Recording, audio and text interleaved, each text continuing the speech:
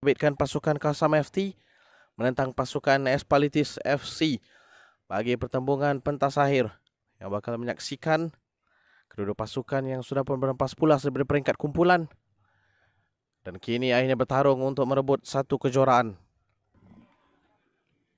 Dan kesemua para pemain sudah pun bersedia untuk mencurahkan keringat mereka bagi mendakap kejuaraan yang dimahukan.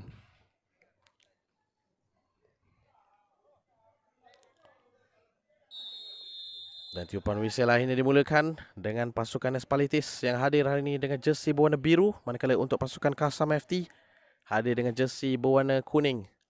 Yang bakal menyaksikan di separuh masa pertama ini, pasukan Espalitis bakal menyerang daripada kiri ke kanan skrin anda, manakala untuk pasukan Kasam bakal menyerang daripada kanan ke kiri skrin anda. Dilarikan oleh Haikal Daniel. Menggunakan kepantasan beliau untuk memintas Daniel Ong, hantaran ke bahagian tengah untuk Najib. Najib memiliki peluang untuk melepaskan percubaan.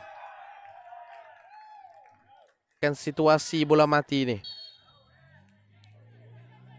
Adakah Timothy atau Daniel Ong menghantar terus untuk Daniel Ong melakukan percubaan. Ada tepisan dilakukan, percubaan susulan daripada Erikson. Dan itu menjadi momen terakhir untuk menamatkan babak pertama dengan jaringan tunggal daripada kapten pasukan menerusi Najib untuk pasukan Kasam. Berjaya meletakkan pasukan Kasam di hadapan dengan babak pertama berakhir. Kasam FT 1, Espalitis FC 0. Kasam Khairul. Bacaan baik mengelirukan Timothy. Peluang untuk pasukan Kasam menambah jumlah jaringan dan dengan mudah Syazwan. Peluang menukar arah untuk mendapatkan Amir Firdaus. Amir Firdaus dengan satu acahan. Hantaran untuk mendapatkan Syazwan sekali lagi.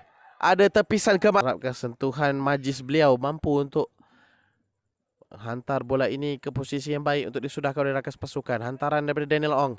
Tandukan yang dijelmakan.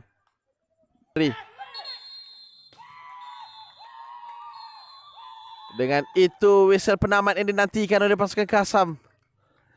Dengan jaringan yang berjaya dihasilkan sebentar tadi oleh Najib di awal babak pertama dan juga Syazwan di awal babak kedua, sudah pun cukup untuk memadam jaringan dilakukan oleh Jason sebentar tadi untuk pasukan Espalitis. Dengan dua jaringan tersebut membawa kepada kejuaraan untuk pasukan Kasam di pentas final All Star League Shah Alam Edition ini. Dan sekali